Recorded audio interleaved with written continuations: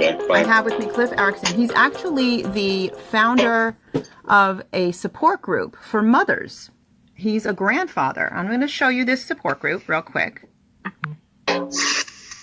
Okay, you may have seen this on Facebook. And it's actually called the Sullivan County, New York Family Court Support Group for Mothers. Okay, now I know this family very, very well. I've been advocating for them for a number of years, and we have a back feed. So I'm going to, Cliff, every once in a while, you're not going to hear me because of the back feed, so I have to mute myself. But I'm going to have you explain why you started the support group and get into some of the things that has been happening. So this is Cliff Erickson. Say hello. You're on live. How you doing, everybody? My name is Cliff Erickson. I supported a Sullivan County's group for mothers that had been victimized by family court, domestic violence. We have a long story. We had 3 days of rain. The rivers were swollen. They're near flood stage. There was ice and debris. There was ice and debris coming down river. There was actually ice jams in the river where they were blocked. And my grandson's father took my grandson, who was 3 years old at the time, waded out into the middle of the river, of the Willow Weemock River in Livingston Manor, and held my grandson out in front of him and told my daughter on the side of the river, if you want your son, you better come out here and get him. My daughter went out there and rescued her son and fled to my home. And she was forced to go through CPS. She was also denied her first order of protection by Judge McGuire. And during the time that she waited for trial, she was told by CPS, an investigator, in writing, to document her son every single time that the child went to his father's home and came back for their own protection, to make sure that the child was safe and there was no bruises or nothing like that. And she did exactly what she was told. During this time, she documented a very serious burn to the side of my grandson's face, and on one visit. And then on another visit, she documented very serious burns to the top of his hands, right on the top here. It was very serious. And those pictures were used against her. The father's attorney claimed that it was child abuse, that this child was aware that his picture was being taken. So in turn, they gave custody to the men that tried to drown my grandson without a single question asked in this child's own defense. I'm sorry, I know that I keep muting and unmuting. So I just want to clarify this. There's all this abuse, and I know this story very well, but there's all this abuse to your grandson, and instead of them acknowledging all the physical abuse to the grandson and emotional abuse, Cliff, what they go ahead and they say it's child abuse, taking pictures of abuse, and I've seen this repeatedly. And I just want to remind everybody, this is the state of New York. This particular court, and there's a whole host of the same stories there, is Sullivan County. So go ahead, Cliff. Yeah, she actually documented burns to my grandson's face and hands, and she even had text of my grandson's father admitting that it happened in his care. But yet, the opposing attorney, my grandson's father's attorney, has so much power with the court that whatever she says goes without question. And I mean without question. Even though we had text of this man admitting that the burns happened in his care, I myself was blamed for the burns. Wow. And we had testified of this man kicking a Jack Russell Terrier 20 feet in the air in front of this child. There was a lot of violence that was documented. The judge himself even said that this man was unstable and did not use sound judgment when bringing his child out in the middle of the river. Right. But yet, he still gave the child to the man that did this. There was not one question asked by the guardian ad litem. There was not one question asked by the judge himself. This is how the deal went down. And it was really shady too. My daughter's attorney, there was not one objection in a 7-hour trial. Not one single objection. I bought the transcripts. And he actually discredited my daughter because there was a picture of a footprint bruise in the back of my grandson's back. And he discredited my daughter with a Post-it sticker taped to the picture. It was like right out of a movie, the way they did this. In the long run, what they did was the judge had told my daughter that he was going to take custody away from her and give it to the father. He then told her attorney to take her into one of those little back rooms off the courtroom and talk to his client. We have 3 witnesses that were there when her attorney used extortion against her, told her that the judge was very mad at her. She'll never see her child again if she did not consent. And then he said that if she did not consent, that he was going to walk out and leave her there alone in the courtroom. And Cliff, if I could, I'm sorry, were you trying? If I could ask you, is this the same one that I think like a little less than a year ago we made sure we got his door shut on him? Is that same one? Say again? There was one that I worked with Jess over that we made sure he got his door shut on him. His door, he no longer practices law. That was another attorney. Okay. I don't want to mention his name, but this guy actually made the New York Times with his crimes against women. Yep. The court, knowing my daughter was a sex assault victim, gave my daughter an attorney that is a sex offender who made the New York Times. That's right. This guy was actually caught drugging women with Valium in a bar. Judge Janine Pirro, the lady that world famous judge now you see on TV, she was district attorney in Valhalla, New York at the time. She did a great job. And she made a public statement warning women to watch your drinks because you never know who's going to be there and put something in your drink. This man also was caught with webcams in his firm bathroom. Yes, yeah, and he was perving on his clients. And he got caught twice with that. When my grandson was molested by 2 older children in my grandson's father's care, this man said that he called it horseplay.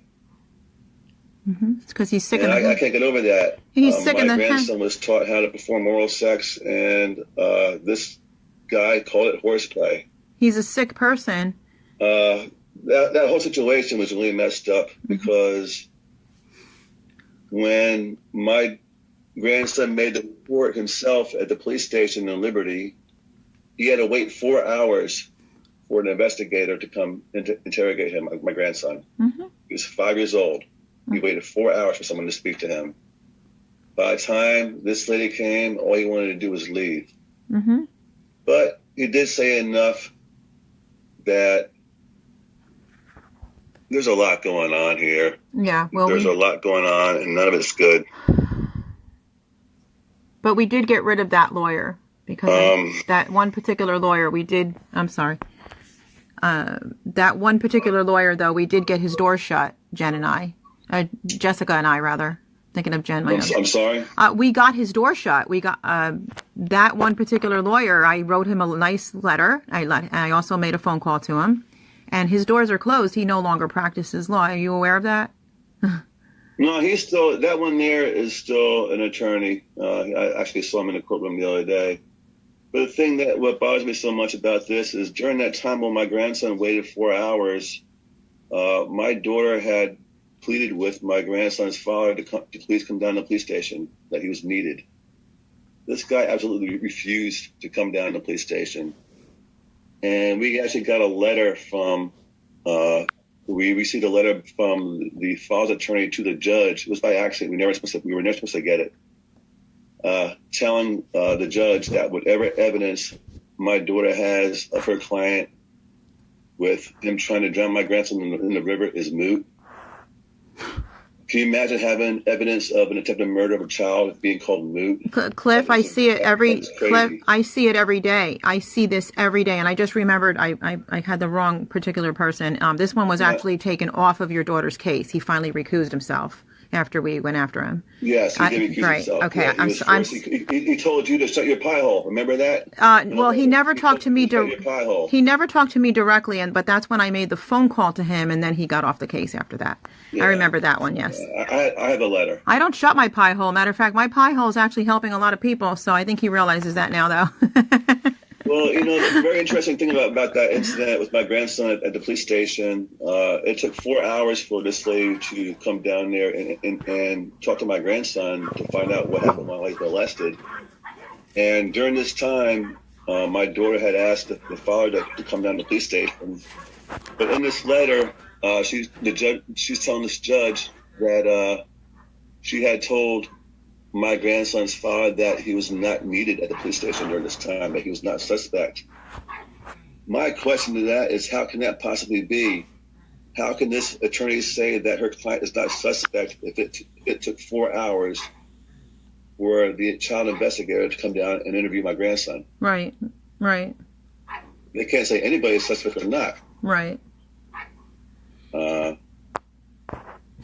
My grandson did disclose about a little bit of touching and stuff, but the clothes were on. But he did say something very interesting, that he did say that my father's attorney is my attorney too, and she asked me a lot of questions about mommy, nana, and pop. Okay, which is actually That's against the law. It's against the law. It's extremely against the law. It's completed by. We filed a grievance report about it with the New York State Bar Association, and yeah. This lady had said that since my grandson never mentioned her by name, that it didn't count. Right. There was no harm, no foul on her part. Mm-hmm. But the fact of the matter is my grandson was 5 years old at the time, and he's not going to be able to say her that. He cannot pronounce her name. Right. But he did say my father's attorney is my attorney too. Right. And for me, that's enough. It's common sense, but they don't want to use common sense, and they certainly don't want to proceed to the side of caution. They may start doing the right thing, and this is why we have to force them to do the right thing. Or actually, in total, my daughter has been denied 5 order protections by this judge, protecting her son. And so has your grandson. He's been denied. My grandson has been denied order protection. He went down to the police station, the sheriff's department in Monticello, New York, and he told them that my daddy told me if I tell anyone our secret that he'll hurt you, mommy, and I'll never see you again, and he'll hurt me too. And then he told his mother that daddy punches him. Mm-hmm. She went down to the police station, and my grandson told them pretty much the same exact thing. Mm-hmm. But he was afraid to say where his father punches him or touches him. We don't know for sure what's going on. There's a lot going on because he's 7 years old, and he refuses to go to the bathroom at his father's house. Right. I know. He holds his bowels for days and days and days until he comes home. And we know something's going on, but we don't know what. Well, we're afraid to say. It's a very scary thing. Mm-hmm. And everyone here knows, and that's watching, we know exactly, we know what's going on, and this happens all the time. And Cliff, did you want to share with the viewing people what's happened to you and your health during all of this? 3 years ago, I went searching for an answer on why this happened to my family. Why this happened to this little boy right here. His name is Charles. Let me tell you something. Being called Pop-Up is the best title I've ever had in my whole life. Mm-hmm. I love this boy more than anything in my whole life. Yeah. I was just for an answer 3 years ago on why it's happened to my family, and what I found out, I wish I never knew. It caused me to have a heart attack. Watching the injustice of my only child lose her only child because she went to Sullivan County for help. Mm-hmm. And this is what happens to a person that goes to Sullivan County for help for domestic violence. Mm-hmm. She did everything she was told to do to the letter. Mm-hmm. And just because the father had hired one of the best attorneys in the county, he was able to get away with many, many crimes against my grandson, against my family. Mm-hmm. And I mean, we were even stalked. We were having ice cream, and this man is sending pictures to my daughter's phone of us having ice cream. And that is a scary thing. We went to Liberty State Police, and they really didn't do much about it. Mm-hmm. It happens again, they'll confront him. You know, and then the man is outside my daughter's job, waiting for her with his engine revving, and then he peels off. Mm-hmm. You know, there's a lot of things going on. I know he's following us around, but that's besides the point. The point of the matter is that regardless how my daughter lost custody of her son, not one single question was asked in this child victim's behalf to the man that tried to kill him. That's right. And that is unacceptable. Yeah. There's no question. I will not accept it, and I will not stand for it any longer. I can never regain what Sullivan County took from me. Mm-hmm. With my heart attack, they killed a portion of my heart, and I'll never get that back. I will spend my last breath exposing what they did to my family. Mm-hmm. And until my grandson is safe and with his mother, I will fight, and I will not shut up. We are with you 100%. I'm with you with that statement. As you know, I'm with you 1,000% on that one. Joyce, just to answer your question, he didn't say Suffolk County. He said Sullivan County, New York, although we know it happens everywhere. And Carmel, yes, I would like to get you interviewed, even if we maybe can squeeze one in tonight. She said it is clear now that the war is not between parents and spouses. It's the system. We demand the swamp draining of judges, attorneys, CPS, and all court administrators. And we agree with you. We agree with you.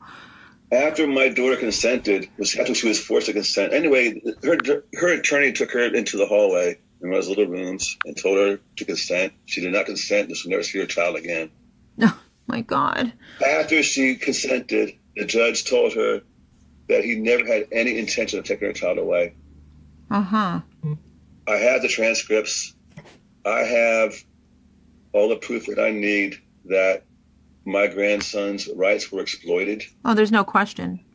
I have 3 witnesses that extortion was used against my daughter. Mm-hmm. Mm-hmm. By her own attorney. Mm-hmm. Yep. Yep. It's going to stop. Cliff, may I say that irregardless if he paid the most expensive attorney or had no attorney or a cheap attorney or a dumb attorney or a smart attorney or a good attorney or a bad, this judge is the one that needs to be held accountable for allowing this abuse to your family, to your grandson, and to your daughter. Okay, because... Of course, yeah. You know... my daughter tried to talk about terrorist threats. When my grandson... The last time my daughter was denied order of protection, she tried to show just cause of the terrorist threats made to her child. Mm-hmm. And the opposing attorney was allowed to dictate who her opponent was going to be. Mm-hmm. My daughter requested a certain attorney, and when my grandson's father's attorney heard the name that she wanted, she said, "No way." Because he was good. Oh yeah, he's very good. He's one of the best attorneys in the county. Yeah. And she was allowed to dictate who his attorney would be, and she ended up with a tax attorney. Yeah, I remember that. They gave her a tax attorney. I couldn't believe it. A tax attorney. Yeah, in an attempted murder case. And let me tell you something. Attempted murder does not belong in family court. Absolutely. We all applaud that one. Absolutely. And Cliff, let me say something. People think because they're given a public pretender in court that they can't choose their own. That is not true. You have the right to representation, and if you're given a public pretender, okay, because of financial reasons, you have the right to choose the public pretender that you use in the court. But see, that's another lie that they tell the American people, and they have snowed people for years. It's no different. When you retain a lawyer, they have to abide by the same rules a paid lawyer that's retained has to abide by.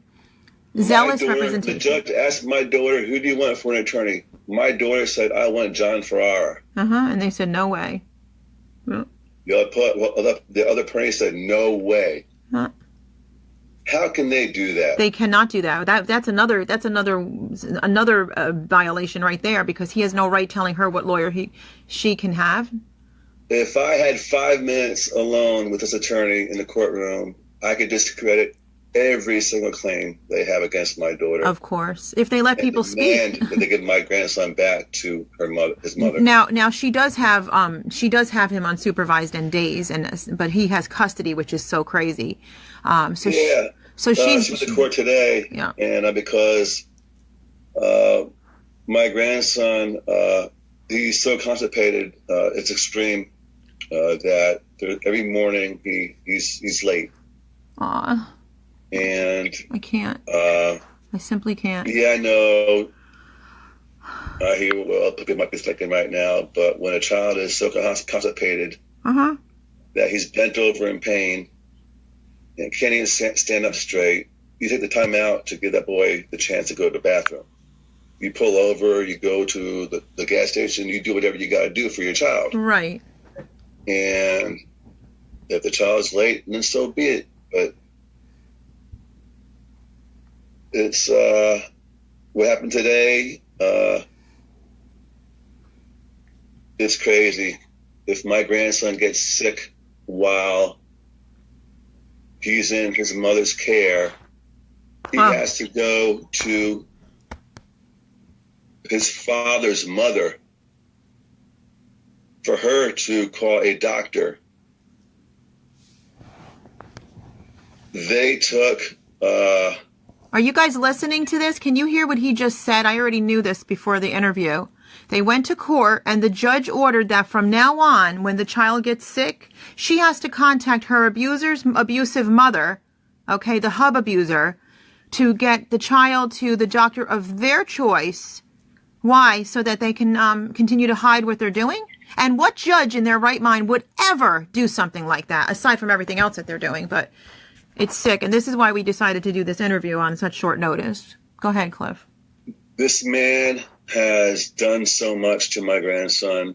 There's CPS reports where my grandson was grabbed around the neck. Yeah, I remember. And when my daughter took her son down to the doctors, this man showed up and hindered the doctor's appointment to where he could not be seen.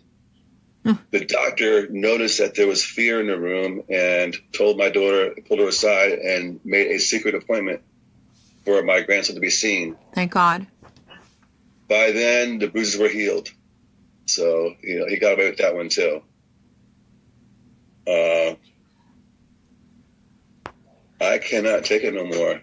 I cannot see my only daughter go through losing her only child for going to Sullivan County for help.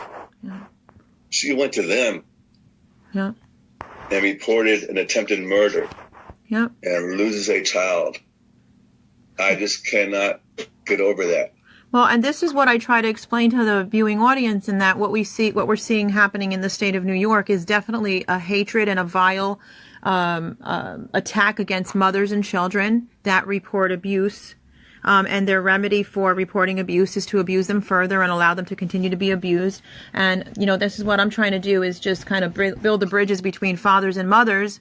You're a man and you started a support group for mothers because you have seen the pattern of abuses we've seen in this state, in the tens of thousands of mothers that have immaculate backgrounds and all they've been doing is protecting their children, and they're not liars.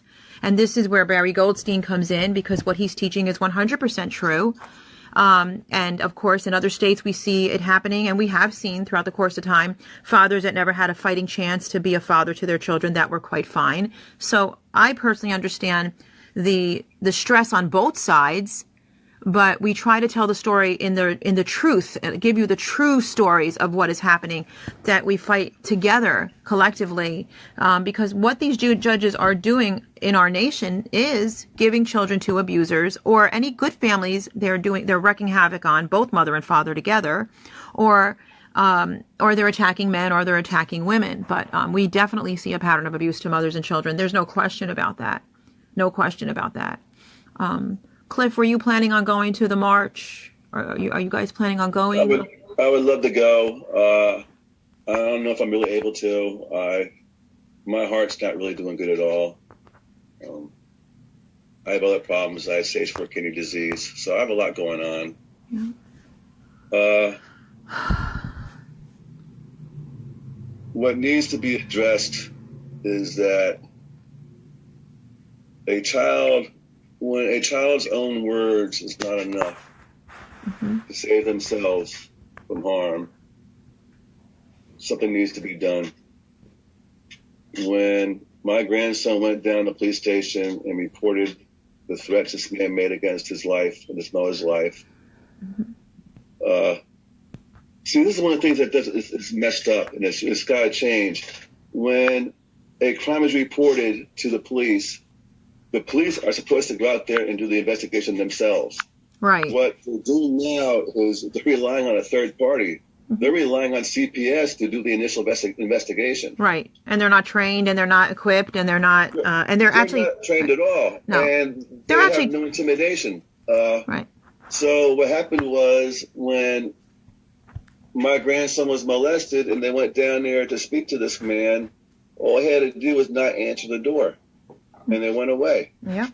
They had to make an actual appointment to see my grandson's abuser. Right.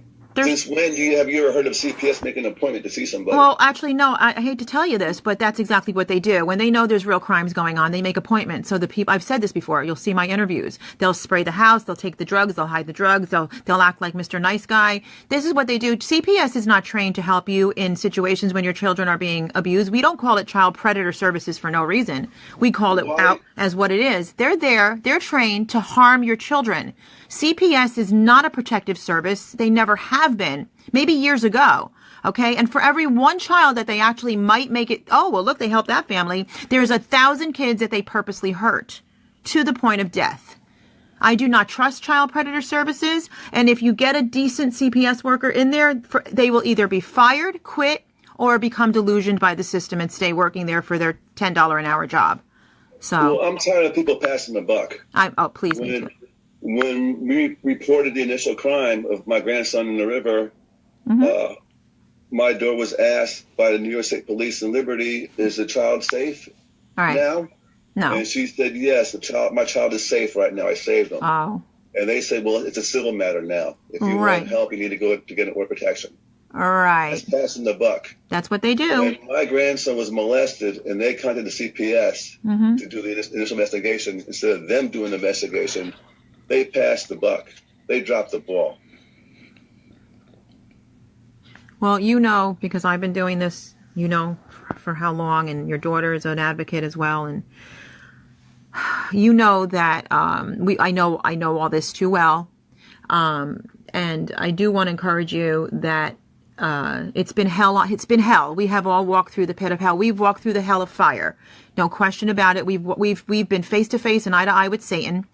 No question about it, but we're still standing. And I can assure you and encourage you that there are people that no one will ever know their faces or what they're doing behind the scenes, but these people will not be getting away with this any longer.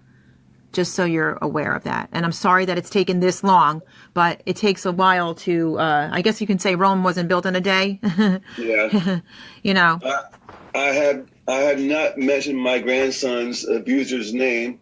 I'm not going to do that yet, but pretty soon Sullivan County will know who did this. Well, I can tell you one thing, Cliff. They know his name, those that are investigating. They know the judge's name, and they're not happy about it. And see, what happens is there comes a point when all the evidence comes to the surface and nobody can hide any longer. And they're not the only court that's under severe scrutiny right now, as you know. So there is, and I always say this, there's always somebody higher. And when the people speak and when the people come together, we are the majority. We the people, a sovereign nation. And this is why it is imperative, and I probably say it every single time I do an interview, that we continue to band together and do what we're doing, because we are gaining ground. We're going to have some success stories that we're going to show soon. Because just from what we're doing now in this short month of doing this, I mean, look at what has happened in just this short month alone, what has happened. And we haven't even, I was joking around, but I'm kind of serious. All I did so far was set the table. I haven't even brought the appetizer out yet. And if something happens to me, we got a full course meal coming out after that. So the more they try to do, it's actually foolish. I was speaking to a few other advocates. If they continue to do this, it's really stupid on their part, beyond stupid on their part. Beyond, because remember something, and I know you've heard this before, the bigger they are, the harder they fall. Yeah. And that's where it is right now. That's where it is. So we have a lot of people saying different things. Lori Wags, I'm probably saying your name wrong, and I should know your name by now, Lori. It says CPS must be taken down. If CPS goes down, the rest goes down, and I couldn't agree more. Joyce said CPS does not investigate, they witch hunt. They look for and create allegations, and it's very true. And Joyce said Humpty Dumpty. You know, there are some decent CPS, I imagine, because I think there's some trying to change things. Right. I met one CPS investigator that seemed pretty decent, and my grandson connected with the man pretty well. But when they found out that my grandson had connected with this guy, they pulled him away from the case. Right. No, that's. I mean, and I've met here and there. Matter of fact, I know some higher ups in CPS and worked extensively with them to. I'm not going to say too much more, but yes, there are, and actually even attorneys in CPS. But we know that the majority of this demon, and that's why I'm saying that's part of why I'm saying, without saying too much, that there's a lot of people. There's always somebody bigger. There's always somebody bigger. And these people are fools for what they're doing. Okay. They're foolish for what they're doing. When your reputation is completely ruined, I've seen people in very high positions with so much money. They think they have more money than God, they think. And I've watched them literally end up in a shoebox. Okay. They can't even afford to tie their shoes anymore. So we'll just watch and see, because there's just so much that people continue to, first of all, allow before the masses say, we're done. Now we're done. Okay. But there's also other people that, like I've said before, you got attorneys that actually went to school because they're actually people of integrity, and they're being made jackasses out of because of all these other lunatics, and they don't want that on their record, and they don't want to raise their children under such a car salesman mentality with these other types of attorneys.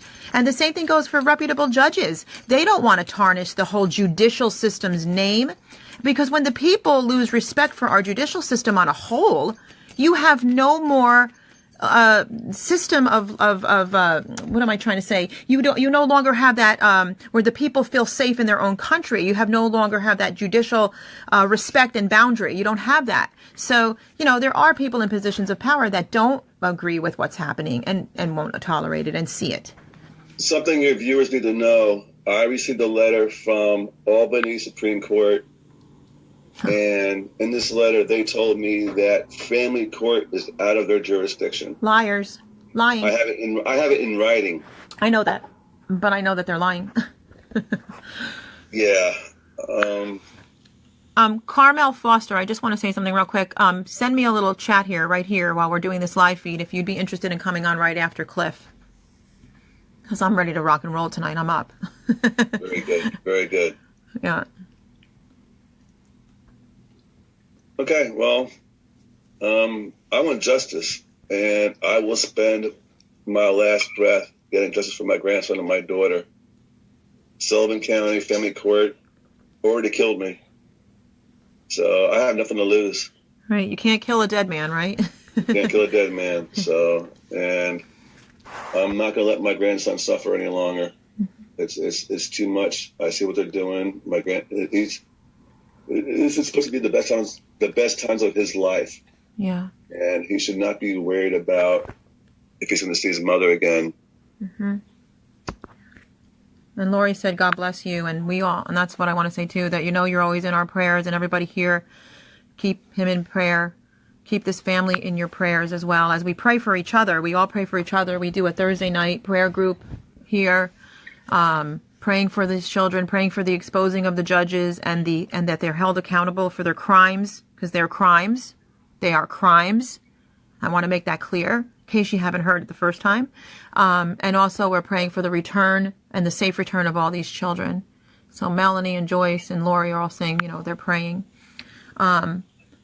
Cliff, thank you so much. We do want you to take good care of yourself, irregardless, because we need you here to continue to fight this with us, and you will see your reward here, because we are fighting together now. There's a mass army, Cliff. I've learned that. I thought it was just Ulster. And then I said, oh, wow, Sullivan. And then I says, oh, wow, West Virginia. Oh, wow, Indiana. Oh, my God, California, Connecticut, Long. Oh, my. And then I realized we're not, Like I said before, I went to financial 3 years ago. And what I found, I wish I never knew. There's too many children. There's too many parents. Mm-hmm. It's got to stop. But I'm afraid that one day they're going to do this to the wrong person, and there's going to be a standoff. People are going to get hurt. And maybe that's what'll change things. But, I love everybody. And I just want this little guy right here to grow up and be happy. Me too. I want him to. That's all I want. Yeah, he deserves it. He shouldn't have to be afraid of his father. He shouldn't have to be afraid of his grandmother. He shouldn't have to be afraid of any of his other family members. He knows that when he comes to this house, he gets nothing but love. Yeah. And that's why he wants to be here. And that's all he needs. Yeah. Melanie said, I love you too. And that's one thing that we all have. We have one thing that they don't have. It's a foreign language to them, and that's love. And love never fails. Yeah. That's one thing they cannot take away, is the love that this little boy has for his mother. And I'll tell you something, being called Pop is the best title I've ever had in my whole life. Yeah. It's nothing compared to being a parent, a father. When you're a father, you're out there working and you're busting your ass. Mm-hmm. But when you're a grandfather, you get the time to sit back. And I played Tonka trucks, and I'm not ashamed to say it. Okay? I go to school with my grandson. We bring guitars, and we jam out in front of the whole class, and we have a good time. And that's what it's about. And I'm not going to let Sullivan County Family Court take anything away from my family ever again. Well, we're not going to either, and we have federal attorneys now ready to standing by to get all the different counties and groups and to go after the pattern of abuses and hit them hard. So we've collected names, and we're continuing to collect names, patterns of abuse, and that's what we're working on. This is some stuff we're working on that I can say behind the scenes, so to speak, even though it's made public already. And we have a lot that we're doing, and we also, I've had so many attorneys actually contact me now. I've had senators contact me, governors contact me. I've had assembly people contact me now through this show. Legislators contact me. There's a lot of good people out there that think this is psychopathic. And like I said, their reputations are on the line, their futures too, their children's future. So this has crossed the lines now so far that, there's a saying, the devil always overplays his hand. Right? And that's exactly where we are right now. The devil has overplayed his hand, and now the system will implode in on itself. I'm pretty fond of Proverbs 17:15 at the moment. Tell us. Because there's no way any attorney will ever see the kingdom of heaven. Oh, no. None of these, not these ones anyway. I don't mean the good ones, but yes, you're 100% Take comfort in that. And no parent should ever lose their child just for going to a system for help. Oh, never. I mean, it's insane. It's absolutely absurd. And it's in violation of all of our laws. All of our laws. So, well, Cliff, thank you so much. And everybody, again, you can go to the page, Sullivan County Support Group for Moms, right? Did I say it right? I showed it. Yeah, I showed it before. And especially all the Sullivan County people, we are looking for your stories. And I can actually do an anonymous with everybody if you want. I was hoping to kind of do, and it's not just for Sullivan County, but a group of Sullivan victims. Like right now we are gearing toward Minnesota. Specific groups of particular issues that are happening as we expose them, and we are going to continue to expose them into the light. And we have a lot of people that are exposing them into the light. So the more harm they do, the more exposure they get. It's pretty simple. That's how we. I want to say one thing before we close. Yep. This support group is not just for something online. We want to meet at Dunkin' Donuts in Liberty once a month. We can discuss how our children are doing, how we're coping with the bullshit that we deal with in court. Mm-hmm. We can discuss cases in comfort, knowing that there's nobody going to go around talking about our cases behind our backs. So go ahead and share my link. It's connected to my link. Yes. And go ahead and share that. And if anybody in Sullivan County wants help, feel free to contact me. We'll sit in on a court case and offer whatever advice we can. But the main thing is that we're there for the children and the mothers, and to discuss and help cope. Yes. With all the crap that's going on, and live. And it's important that all the advocates do that, like court watch and take your clipboard and write down things, and then you can always verify it with other attorneys that are worth their salt that we know. You can always come back to us, and we have some that come on our core groups, and they've had enough of this crap too. I'm going to end this with this. Lori actually sent the scripture that you just said about Cliff. Proverbs 17:15. Is that what you said? Yeah. Okay, making sure. This is one of my favorite too. Acquitting the guilty and condemning the innocent. The Lord detests them both. And, God is the ultimate judge. He's the judge of all judges. And that's why there's a mockery in judgeships, because that's the devil that makes these types of judges. They're unjust or evil. But God still has the final say. So we're going to close it with that. I found that link. I was at a hotel room.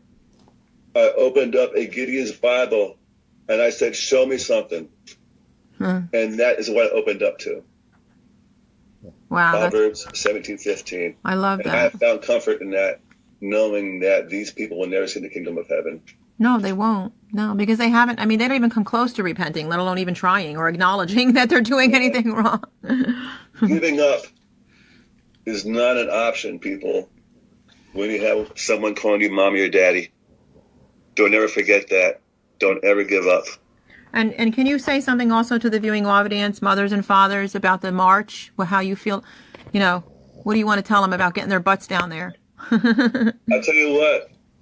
I want to march, and I want to jump that damn fence and take my fist to that White House and tell them to fix it now. Mm-hmm.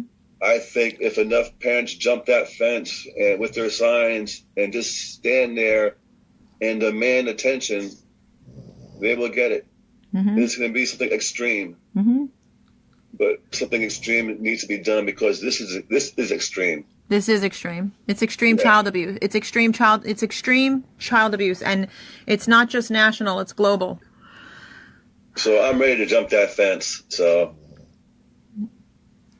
all right. Well, thank you, and thank you again, Cliff, and thank you for speaking for your family. We appreciate it. God bless you. God bless. Bye.